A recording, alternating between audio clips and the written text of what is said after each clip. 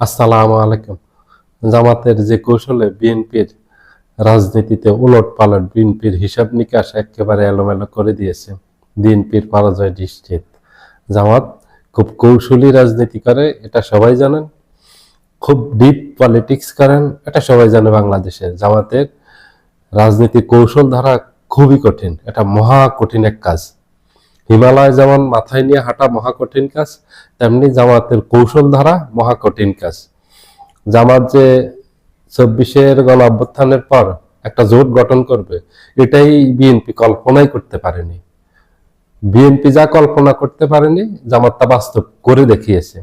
বিএনপির কল্পনার বাহিরে ছিল জামাত জোট করবে, এটা বিএনপির কল্পনার বাহিরে ছিল জামাত আওয়ামী লীগের ভোট পাবে।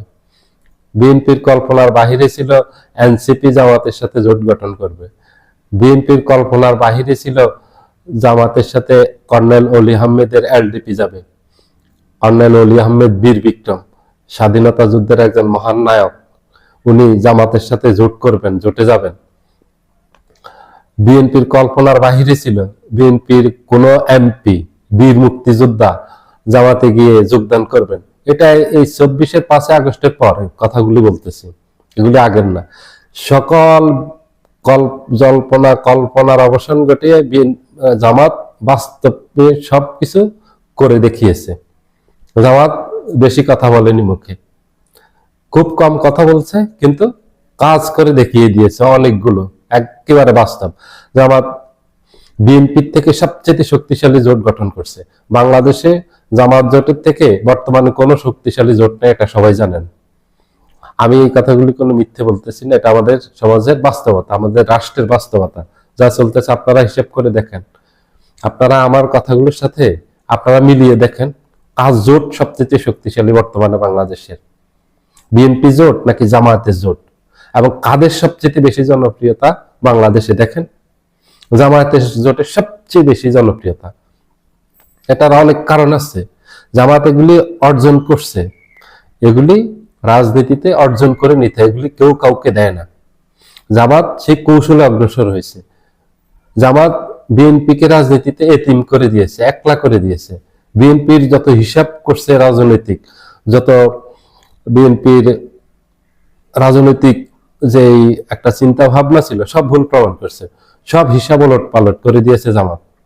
বিএনপির পরাজয় নিশ্চিত করে দিয়েছে জামাত। জামাতের কৌশলের কাছে বিএনপি পরাজিত হয়েছে, বারবার পরাজিত হয়েছে 5 আগস্টের পর। বিএনপি জামাতের সাথে কোনোভাবেই পেরে ওঠেনি, এবং আর পারার কোনো সুযোগ নেই। নির্বাচন আজ থেকে সব ঠিকঠাক থাকলে ইনশাল্লাহ নির্বাচন আজ থেকে 1 মাস 10 দিনের ভিতর হয়ে যাবে।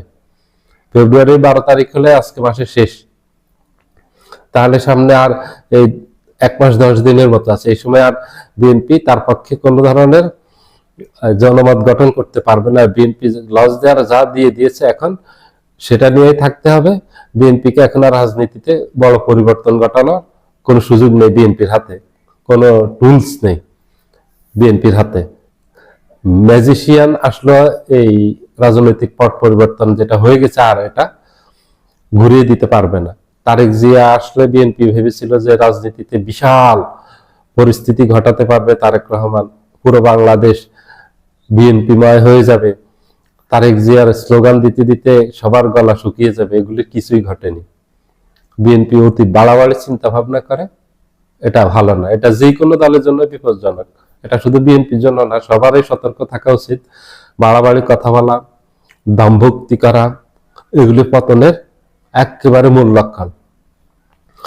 5 আগস্টের পর বিএনপির অনেক জনপ্রিয়তা ছিল, কিন্তু বিএনপির সেই জনপ্রিয়তা তারা ধরে রাখতে পারেনি।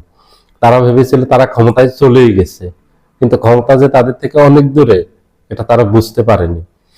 নির্বাচন হবে, তারপর ক্ষমতায় যাবে। নির্বাচনের ঘোষণাই আসেনি, তখন ওরা ভেবে বসে আছে যে তারা ক্ষমতায়। ক্ষমতা যে এখন তাদের থেকে কত দূরে, এখন বিএনপির নেতা কর্মীরা, সমর্থকরা টের পাচ্ছেন। এই ভুল যেন অন্য দলের রাজনীতিবিদরাও যেন না করেন, সবার সতর্ক থাকা উচিত। কারণ এই একই ভুল করলে সবার পরিণতি একই হবে, জনগণ তাদের কাছ থেকে সরে যাবে। জামাত যেভাবে বিএনপিকে রাজনীতিটা একা করে দিয়েছে, এটা এক অভাবনীয় এক ঘটনা ঘটিয়ে দিয়েছে, অকল্পনীয় এক ঘটনা ঘটিয়ে দিয়েছে জামাত। একেবারে একা করে দিয়েছে রাজনীতিতে, বিএনপিকে রাজনীতিতে একা করে ছেড়ে দিয়েছে। অনেকটা বলা চলে এইভাবে যে একেবারে উলঙ্গ করে ছেড়ে দিয়েছে বিএনপিকে। বিএনপি জামাতের কৌশলের কাছে এক শুধু পরাজয় না, জঘন্যভাবে পরাজিত হয়েছে। পরাজয়ের একটা মাত্রা থাকে, একটা মাত্রার বাহিরে গিয়ে হয়েছে। এটা হলো বিএনপির নিজেকে নিয়ে খুব বাড়াবাড়ি চিন্তা ভাবনা করার কারণে। বিএনপি নিজেকে ওভার এস্টিমেট করছে, জামাতকে আন্ডার এস্টিমেট করছে, যেটা ফসল, যেটা খেসারত এখন দিতে হচ্ছে। এই একই কারণে আওয়ামী লীগের পতন ঘটছে। এই একই কারণে কাল যদি জামাত একই ভুল করে তাহলে তাদেরও পতন ঘটবে, জামাতকেও ছেড়ে দিবে না জনগণ। জামাতও যেন সতর্ক থাকে, জামাতও যেন কোনো ধরনের বিএনপি যে ভুলগুলো করছে সেগুলি যেন না করে।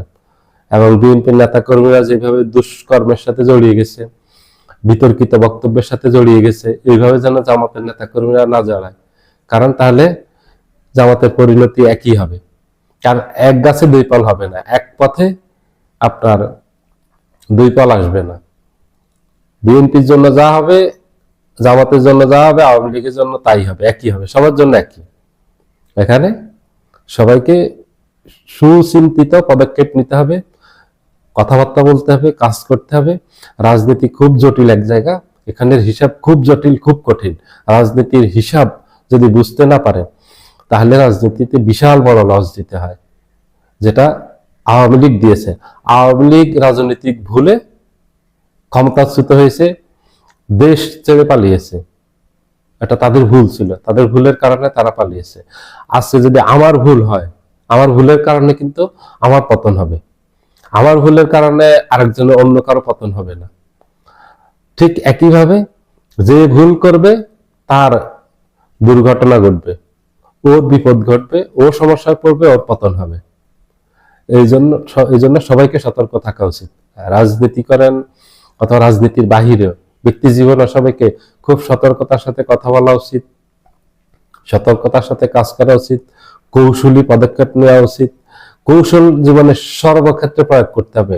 যদি না করতে পারেন তাহলে আপনি সফল হবেন, আপনি ব্যর্থ হবেন। এবং সুকৌশলে হাঁটতে হবে। কোনো ষড়যন্ত্র, চক্রান্ত, দুর্বিসন্ধি, অপপ্রচার, মিথ্যাচার, প্রপাগান্ডা, এগুলি দিয়ে আপনি ভালো কিছু অর্জন করতে পারবেন না। রাজনীতিতে, ব্যক্তি জীবনে কোথাও পারবেন না, সব জায়গায় ব্যর্থ হবেন। কারণ একটা সময় না একটা সময় সত্য প্রকাশিত হবে। আপনি সত্যকে কোনো অবস্থাতেই ধামাচাপা দিয়ে রাখতে পারবেন না। সত্যকে যদি ধামাচাপা দিয়ে রাখতে পারেন তাহলে আপনি বিজয়ী হবেন, কিন্তু এটা সম্ভব না। সত্যকে যদি ধামাচাপা দিয়ে রাখতে পারতো তাহলে আওয়ামী লীগের পতন হতো না, আওয়ামী লীগ থেকে যেত। আওয়ামী লীগ পারেনি, কেউ পারেনি। শুধু আওয়ামী লীগ না, ইতিহাস, পৃথিবীর ইতিহাসে, মানব জাতির ইতিহাসে আপনি পড়লে দেখবেন সত্য ঢেকে রাখতে কেউ পারেনি। সত্যের বিজয় একদিন পরে হয়েছে, 1 ঘন্টা পরে হয়েছে, 1 মাস পরে হয়েছে, কিন্তু হয়েছে। এই জন্য মিথ্যা গুজব যেই ছাড়াবে পতন তারই হবে। এটা বিএনপি করলে বিএনপির হবে, জামাত করলে জামাতের হবে, আওয়ামী লীগ করলে আওয়ামী লীগের হবে, এনসিপি করলে এনসিপি হবে, আমি করলে আমার হবে। সত্যের পথে থাকতে হবে, সৎ পথে থাকতে হবে, জুলুম নির্যাতনের পথ পরিহার করতে হবে, তাহলে আপনি বিজয়ী হবেন। আপনার প্রতি মানুষের সমর্থন থাকবে, আপনি মানুষের সাহায্য পাবেন। সবাই ভালো থাকবেন। আল্লাহ হাফেজ।